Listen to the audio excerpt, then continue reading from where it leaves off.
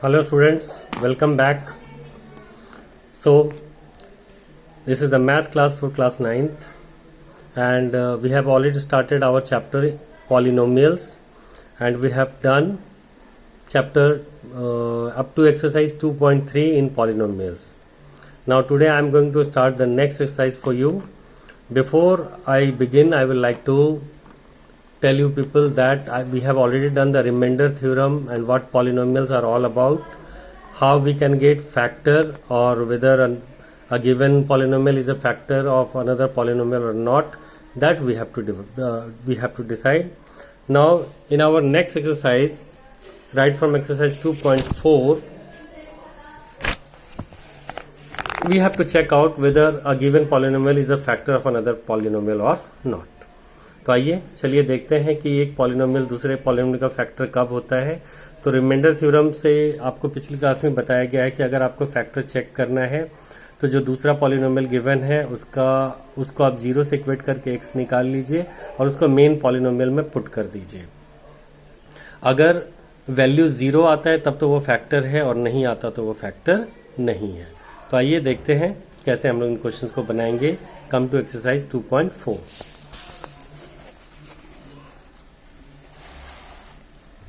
तो स्टूडेंट्स आप देख रहे हैं ये है आपका एक्सरसाइज 2.4। क्वेश्चन है आपके पास में, determine which of the following polynomials have x+1 as a factor. इनमें कौन कौन सा पॉलिनोमियल ऐसा है जिनका x+1 एक फैक्टर है। This is your exercise number 2.4। तो आइए देखें एक्सरसाइज 2.4 को हम लोग किस किस तरह से बना पाएंगे।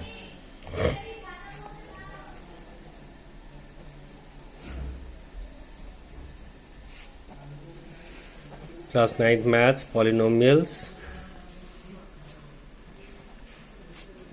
Exercise number 2.4। Question number first क्या है? क्वेश्चन नंबर फर्स्ट तो आप देख पा रहे हैं, determine which of the following polynomials has x+1 a factor. इनमें किस पॉलिनोमियल का x+1 फैक्टर है। तो हमें चेक करना है कि x+1 फैक्टर है या नहीं और मेन पॉलिनोमियल्स ये हैं। तो चलिए फर्स्ट में 4 पार्ट है, फर्स्ट सेकंड थर्ड और फोर्थ। मैं ये फोर्थ पार्ट आपके लिए बना देता हूं।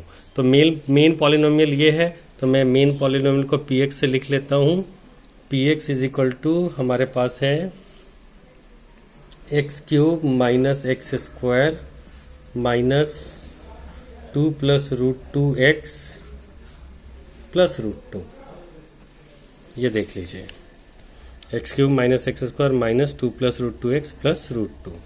और एक दूसरा पॉलिनोमियल qx जो चेक करना है फैक्टर है या नहीं, वो है x+1। तो आइए स्टूडेंट्स हम लोग रिकॉल करते हैं। थोड़ा पिछली क्लास में इसके बारे में बताया गया था कि कौन फैक्टर होगा और कौन नहीं होगा। तो आइए मैंने बताया था आपको कि अगर फैक्टर चेक करना है तो जिसको फैक्टर दिखाना है उसको आप 0 से इक्वेट कीजिए और वहां से x निकालिए। So putting qx is equal to 0 which implies x+1 is equal to 0 और यहां से x का वैल्यू आ गया है -1। तो ऐसे हमें दूसरे एक पॉलिनोमियल को 0 के इक्वल करके वहां से x निकालना है और उस x को पुट कर लेना है मेन पॉलिनोमियल में। तो p x का वैल्यू निकला है -1 तो इसमें -1 पुट करना है। तो देखिए हम -1 पुट करने जा रहे हैं, उससे मिल रहा है -1 का क्यूब -1 माइनस -1 का square minus 2 plus √2 into x plus x फिर -1 है, यहाँ भी पुट होगा, यहाँ भी -1 ही पुट होगा प्लस √2। तो देखिए ये क्या बनने जा रहा है, -1 का क्यूब करेंगे तो -1 इंटू -1 इंटू -1, 3 बार माइनस है इसलिए माइनस साइन आ जाएगा और 1 1 1 तो 1 ही रहेगा। फिर माइनस का साइन ये वाला, -1 का स्क्वायर करेंगे तो 1 मिलेगा। अच्छा यहाँ माइनस है और यहाँ माइनस है, ये भी -1 है तो माइनस माइनस प्लस हो गया और यहाँ रह गया 2 प्लस √2, फिर ये आ गया आगे में प्लस √2। तो देखें स्टूडेंट्स क्या मिलने जा रहा है हमें, -1 इज -2। अगर इसका ब्रैकेट खोलते हैं तो 2 प्लस √2 प्लस √2। तो -2 और +2 तो कट गया, लेकिन √2 प्लस √2 इज इक्वल टू मिला 2 √2। देखिए वैल्यू मिला है 2√2 जो कि 0 के बराबर नहीं आया। अगर किसी पॉलिनोमियल का वैल्यू 0 के इक्वल नहीं आता है तब वो फैक्टर नहीं होता। अगर 0 के बराबर आ जाए तभी वो फैक्टर होता है। तो यहां नहीं आया है तो हम लिख देंगे clearly x + 1 is not a factor of px। वो px का फैक्टर नहीं है। तो इस रूल को याद रखिए, कोई किसी का फैक्टर है या नहीं है वो इसी तरीके से चेक किया जाता है हर क्वेश्चन में। आपके पास क्वेश्चन नंबर 2 है, use the factor theorem to determine whether gx is a factor of px in each of the following cases. यहाँ आपको चेक करना है कि gx px का फैक्टर है या नहीं। यानी कि एक बार फिर से हमारे पास क्वेश्चन 1 ही आ चुका है और फैक्टर थ्योरम वही फैक्टर है जो कहता है कि अगर 0 आ गया तो फैक्टर होगा। तो फैक्टर थ्योरम ये कहता है कि अगर हम एक पॉलिनोमियल से x निकाल कर दूसरे में पुट करते हैं और वो 0 आता है तो फैक्टर होता है। तो चलिए अब यहाँ पे क्लियरली, पहले यहाँ क्लियरली मेंशन नहीं था कि ये px है ये qx है, यहाँ पे हमें px और gx के फॉर्म में मेंशन है और चेक करना है कि gx फैक्टर है या नहीं। तो हम gx को 0 से इक्वेट करके x निकालेंगे।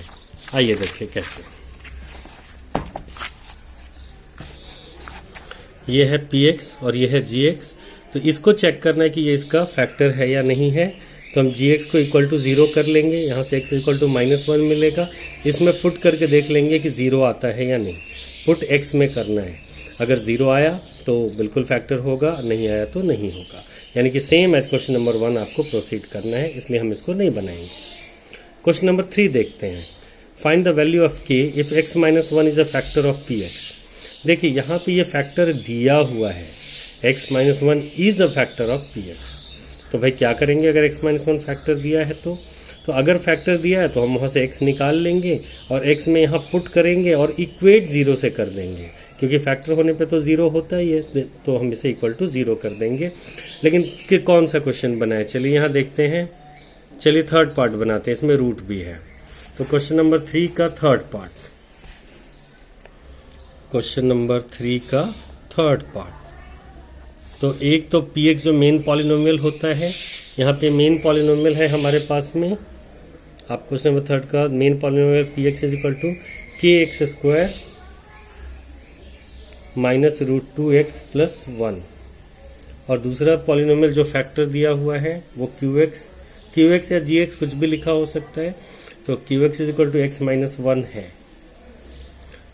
तो देखिए यहाँ पे qx फैक्टर है तो हम लिख देंगे we have qx is the factor of px। ये गिवन है कि qx फैक्टर है px का। तो हम qx को 0 के इक्वेट कर देंगे। qx is equal to 0 implies x - 1 equal to 0 which implies, यहाँ से हम x का वैल्यू निकाल लेते हैं, x का वैल्यू है 1। यानी कि x इज इक्वल टू 1। अब अगर हम px में पुट करेंगे तो उसको 0 आना चाहिए क्योंकि फैक्टर है, ये गिवन है। तो चलिए p में हम 1 डालते हैं, देयरफॉर p1 इक्वल टू 0 होना चाहिए। तो p में 1 डाला तो k इंटू 1 का square minus √2 into 1 plus 1 equal to 0। क्योंकि ये 0 होना चाहिए इसलिए हम इक्वल टू 0 कर लेंगे और k निकालेंगे। तो k minus √2 plus 1 equal to 0 मिला हमें। 1 स्क्वायर 1 होता है, 1 k जा k, √2 1 जा √2 और ये 1। तो यहाँ से अब अगर हम k निकालते हैं बच्चों तो इस माइनस √2 को उधर ले जाएंगे तो ये प्लस में √2 बन जाएगा और प्लस 1 को उधर ले जाएंगे तो माइनस। तो k का वैल्यू हमें मिल गया है √2 - 1 and this is your answer. तो इसी तरीके से आपको इसके हर क्वेश्चन को ट्राई करके k निकालना है। अब क्वेश्चन नंबर 4 फैक्टराइज करना है और वो भी आपके पास में स्क्वायर टर्म्स हैं। तो स्क्वायर टर्म्स यानी कि क्वाड्रेटिक इक्वेशन है और क्वाड्रेटिक इक्वेशन को हम लोग कैसे फैक्टराइज करते हैं हम लोग उसको देखेंगे। तो देख लीजिए, फैक्टराइजेशन ऑफ क्वाड्रेटिक इक्वेशन, ये हमारा टॉपिक है।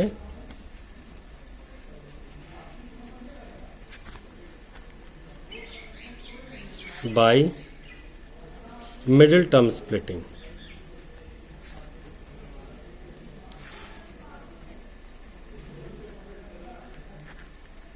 ये जो मेथड हम आपको सिखाने जा रहे हैं उस मेथड का नाम है मिडिल टर्म स्प्लिटिंग। तो आप लोग जरा ध्यान से सीख लीजिएगा। हम इसका कोई एक क्वेश्चन उठाने जा रहे हैं अभी आपके लिए। ये है क्वेश्चन नंबर 4। तो first part, second part, third part, fourth part, किसी भी पार्ट पे आप काम कर सकते हैं। मान लीजिए कि मैंने फर्स्ट पार्ट लिया। इसमें फर्स्ट पार्ट है आपके पास में 12x² माइनस 7x प्लस 1। तो अब आप मेथड को ध्यान से सीखेंगे कि मेथड क्या है। तो देखिए, मैं आपको बताने जाऊं कि मेथड क्या है। इसमें आप गौर से इसका पहचान कीजिए। एक x² वाला टर्म है, एक x वाला टर्म है और एक बिना x वाला टर्म है। तो बीच में x आएगा, यानी कि 2 पावर 1 पावर और फिर खत्म हो गया। तो ये जो बीच वाला नंबर है ये हमें लाना है, ये हमें लाना होता है किससे?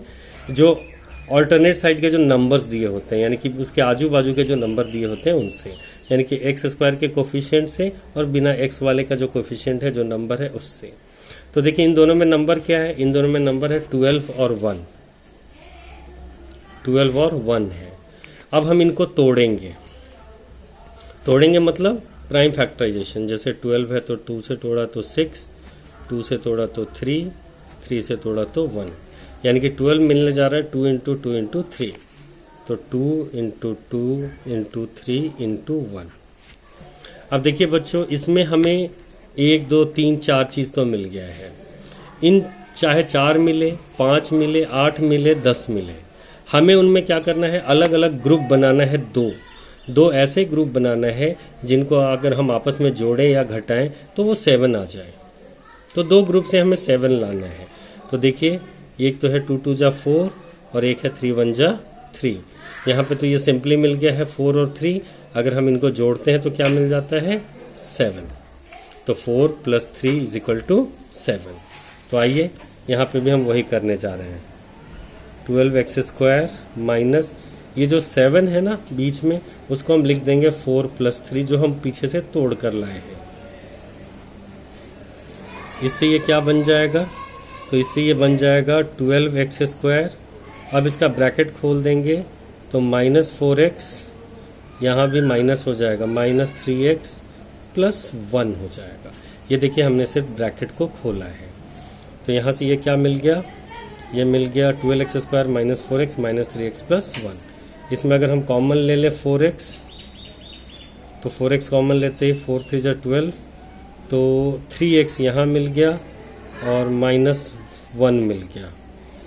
इनमें अगर हम माइनस 1 कॉमन ले लें तो 3x माइनस 1 मिल गया। तो इस तरीके से ये 4x माइनस 1 और 3x माइनस 1 हो गया है। अब आप देख पा रहे हैं कि ये आपका मिडिल टर्म स्प्लिटिंग हो चुका है। तो कोई भी मिडिल टर्म स्प्लिट करना हो तो हम लोग इसी तरीके से करेंगे। आपके पास 3 पार्ट और है, आप उन तीनों पार्ट को ट्राई कीजिए। और वैसे भी मिडिल टर्म स्प्लिटिंग मैंने क्लास 8 में आप लोगों को सिखाया है, तो आप उसी बेसिस पे इसको करते चले जाएंगे। अब हम आते हैं इसका क्वेश्चन नंबर 5 पे, जो कि इजी क्वेश्चन नहीं है, बड़ा क्वेश्चन है। क्वेश्चन नंबर 5 में आप देख रहे हैं कि पावर 3rd डिग्री तक गया है, यानी कि डिग्री 3 तक चला गया है। जब पावर से 2 तक था तब तो हमारे लिए काम आसान था, वहां पे हमने मिडिल टर्म स्प्लिटिंग से निकाल लिया। लेकिन यहाँ पावर क्या है? 3 तक गया हुआ है। तो इस क्वेश्चन में हमें क्या करना है कि एक नया मेथड हम अप्लाई करेंगे, जिस मेथड का नाम होता है ट्रायल एंड एरर मेथड, यानी कि ये मेथड कहलाता है ट्रायल एंड एरर मेथड। तो आइए हम लोग देखते हैं कि हम उस ट्रायल एंड एरर मेथड को कैसे अप्लाई करते हैं। कोई एक क्वेश्चन हम उठाते हैं आपके पास में। मान लीजिए 5th का 3rd पार्ट हम उठाने जा रहे हैं, x³ plus 13x² plus 32x plus 20। 5th का 3rd पार्ट, ये गौर से देख लीजिए आप। 3rd पार्ट है इसमें x³ plus 13x² plus 32x plus 20। ये देखिए, x³ plus 13x² plus 32x plus 20। अब यहाँ पावर 3 चला गया। अगर ये सिर्फ यहाँ तक ये और ये होता फिर तो हम आसानी से इसका मिडिल टर्म स्प्लिट करते, लेकिन यहाँ हम ऐसा नहीं कर सकते हैं। तो solving by trial and error method, इस मेथड का नाम है ट्रायल एंड एरर, या एक दूसरा नाम भी है हिट एंड ट्रायल, कुछ भी कहा जाता है, हिट एंड ट्रायल मेथड। इस मेथड में करते क्या है हम लोग, आइए सीखते हैं कि इस मेथड में हमें करना क्या होता है। तो इस मेथड में x का वैल्यू हम एक बार +1, एक बार -1, एक बार +2, एक बार -2, फिर +3 और -3 ये डालते हैं और देखते हैं कि इनमें से किस पे इसका वैल्यू 0 हो गया।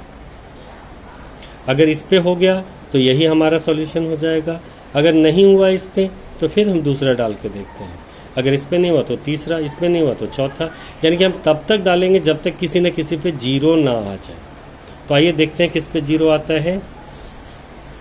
पुटिंग x = 1, x में हम +1 डालते हैं, तो चलिए डाल के देखते हैं। ये है +1 का क्यूब +13 इंटू +1 का स्क्वायर +32 इंटू +1 +20, तो ये तो वैल्यू मिल गया 1 +13 +32 +20, तो 30 20 50 10 60 65 66 66 आ गया। जो 0 नहीं आया यानी कि ये वाला फेल हो गया, इस पे इसका 0 नहीं आएगा, तो हम क्या करेंगे, अगला डालेंगे। पुटिंग x = -1, देखते हैं इस पे 0 आता है या नहीं। जिस पे आ जाएगा वहीं पे करके छोड़ देंगे, आगे बढ़ जाएंगे, फिर हम आगे चेक नहीं करेंगे। तो चलिए -1 का क्यूब +13 इंटू -1 का स्क्वायर +32 इंटू -1 +20, तो देखिए -1 का क्यूब करेंगे तो -1 मिलेगा, -1 का स्क्वायर से 1 हो गया, 1 इंटू 13 13 हो गया, -32 +20, तो -32 और -1 -33 हो गया, और 20 + 13 +33 हो गया, यानी कि ये आया -33 +33, जो कि आ गया 0। अब हमारा काम हो गया है, हमें कम से कम एक वैल्यू ऐसा निकालना होता है जिस पे ये 0 आ जाता है, तो वो वैल्यू क्या आया, -1। तो हियर हम लिख देंगे x = -1 is a factor. x = -1 क्या है, एक फैक्टर है। अब हम इस -1 को इधर ला देंगे तो ये x + 1 बन जाएगा, विच इम्प्लाइज x -1 को इधर ले आए। अगर 1 होता तो 1 इधर आता, -1 बनता, ये -1 था इसलिए इधर आके +1 बना, तो x + 1 इज अ फैक्टर। तो x + 1 उसका एक फैक्टर है। अब हम क्या करेंगे कि जो हमारा पॉलिनोमियल है, क्या है हमारा पॉलिनोमियल, x³ +13x² +32x +20, इसको हम x + 1 से डिवाइड करेंगे, इस x + 1 से डिवाइड करेंगे, तो ये हमारा पॉलिनोमियल है, इसको x + 1 से चलो बच्चों डिवाइड करते हैं। डिवाइड करना भी आपको सिखाया गया है, तो इसको पहले इससे डिवाइड करेंगे, x³ / x, तो x² मिलेगा, तो x² हम यहाँ ले लेंगे। अब ये बन गया x³, फिर x² इंटू 1 तो +x², अब सब्ट्रैक्ट कर दिया, सब्ट्रैक्ट करते x³ से x³ cancel, 13x² - x² is 12x² +32x +20 रह गया। अब हम इसके पहले को इसके पहले से डिवाइड करेंगे तो हमें 12 मिल जाएगा, 12x, तो हमने ले लिया है +12x, तो 12x जब x से मल्टीप्लाई होगा तो 12x² प्लस 12x जब 1 से मल्टीप्लाई होगा तो 12x हो जाएगा। फिर हम इसको सब्ट्रैक्ट कर देंगे, ये सब आपको पिछली क्लास में सिखाया गया है। तो 32x - 12x, ये 20x मिला +20। अब हम इसके पहले को इसके पहले वाले से डिवाइड करेंगे, तो 20x / x तो 20 मिलेगा, तो हम यहाँ ले लेंगे 20। अब 20 इंटू x तो 20x प्लस 20 इंटू 1 तो 20। अब हम इसको माइनस कर देंगे, माइनस करने से 20x से ये कटा और ये कटा, ये फाइनली आ गया है 0। यानी कि ये पूरा डिवीजन प्रोसेस करना पड़ेगा। फिर हम क्या करेंगे, ये अब ये जो मिला है डिवाइड करने के बाद ये अब क्वाड्रेटिक हो चुका है तो इसका मिडिल टर्म तोड़ेंगे। आइए, अगर कोई बच्चा पिछली बार मिडिल टर्म नहीं सीख पाया था तो वो फिर से समझे। X square plus 12x plus 20 है, तो बीच में है 12, यानी कि इन नंबर से हमें 12 बनाना है। इन नंबर में क्या है, तो 1 इंटू 20 है। अगर हम 20 को ब्रेक कर दें तो 2 10 जा, 2 5 जा, 5 1 जा, तो 1 into 20 can be written as 2 into 2 into 5 into 1। अब फिर आपको इसमें दो पार्ट बनाना है जिससे ये 12 हो जाए। तो दो पार्ट देखिए क्या हो रहा है, 2 5 जा 10, 10 1 जा 10, और ये दूसरा पार्ट है 2, यानी कि 10 और 2। तो इसको हम 12 को क्या लिख सकते हैं, 10 प्लस 2, जो इसी में से आया है। तो इस 12 की जगह 10 प्लस 2 लिखेंगे। तो एक्स स्क्वायर प्लस 12 की जगह हमने लिख लिया 10 प्लस 2 एक्स प्लस 20। तो x square plus 10x plus 2x plus 20। अब यहाँ से कॉमन लिया x, तो x प्लस 10, और इनमें से कॉमन लिया है 2, तो भी x प्लस 10। अब इन दोनों से x प्लस 10 कॉमन ले लिया, तो x प्लस 10 दोनों से कॉमन लेते ही हमें मिल गया है x प्लस 2। तो देखिए बच्चों, हमने इसका मिडिल टर्म भी स्प्लिट कर लिया है। अब हम जानते हैं कि जो डिविडेंड होता है वो होता है divisor into quotient plus remainder. तो डिविडेंड था, वी हैव डिविडेंड है हमारे पास x³ plus 13x square plus 32x plus 20। ये देखिए, ये है डिविडेंड। ये किसके इक्वल होगा, तो ये होगा डिवाइजर, यानी कि x plus 1 into quotient. Quotient है x square plus 12x plus 20, ये।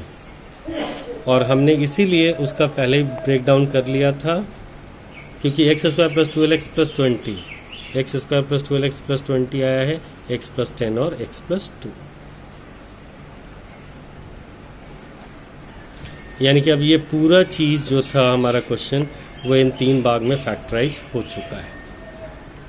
तो इसी मेथड पे चलते हुए आपको इनको फैक्टराइज करना है।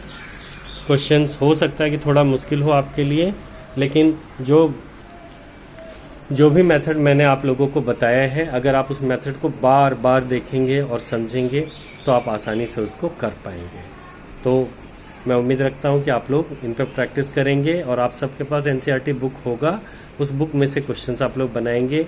अगर किसी के पास RS अग्रवाल या RD शर्मा जैसी किताब हो तो वो उसको भी बनाएं।